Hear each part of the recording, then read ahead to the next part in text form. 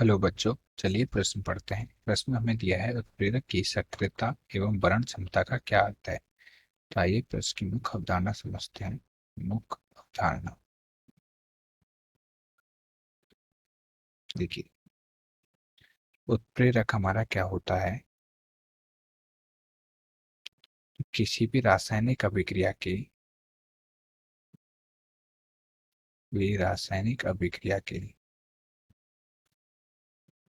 क्रिया के वेग को बढ़ाने वाले यौगिक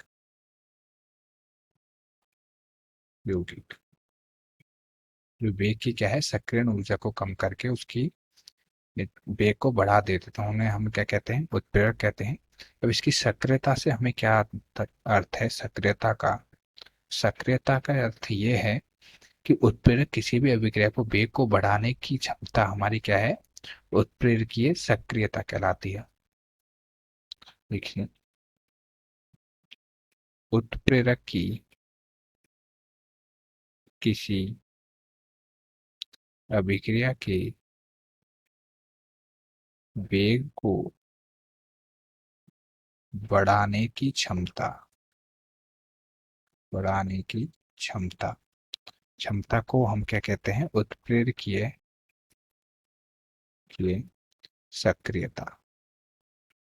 इसे हम उदाहरण से समझें तो H2 की अभिक्रिया हम जब किससे कराते हैं, हाफ O2 ऑक्सीजन से कराते हैं, तो हमें जल बनना चाहिए, लेकिन कोई अभिक्रिया नहीं होती।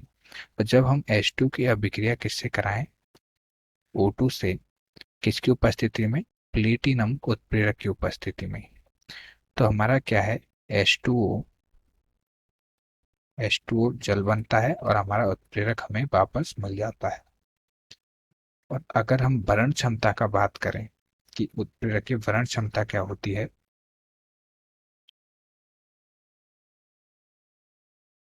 वरण क्षमता, तो वरण क्षमता का तात्पर्य है कि किसी उत्प्रेरक की वर्णात्मक उसकी किसी अभिक्रिया को दिशा देकर एक विशेष उत्पाद बनाने की क्षमता होती है।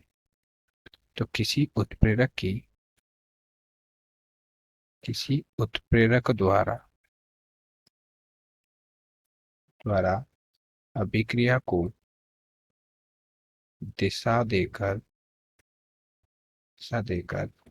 एक विशेष उत्पाद बनाने की क्षमता विशेष उत्पाद बनाने की क्षमता हमारी क्या है, वर्णात्मक क्षमता होती है।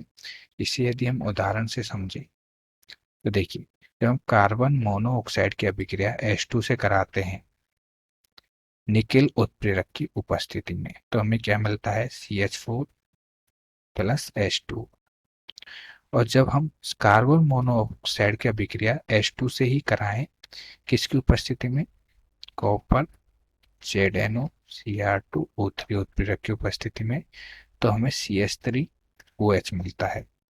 और इसी प्रकार हम कार्बन मोनोऑक्साइड की अभिक्रिया किससे कराएं, H2 से, लेकिन कॉपर उत्प्रेरक की उपस्थिति में, तो हमें मिलता है HCHO।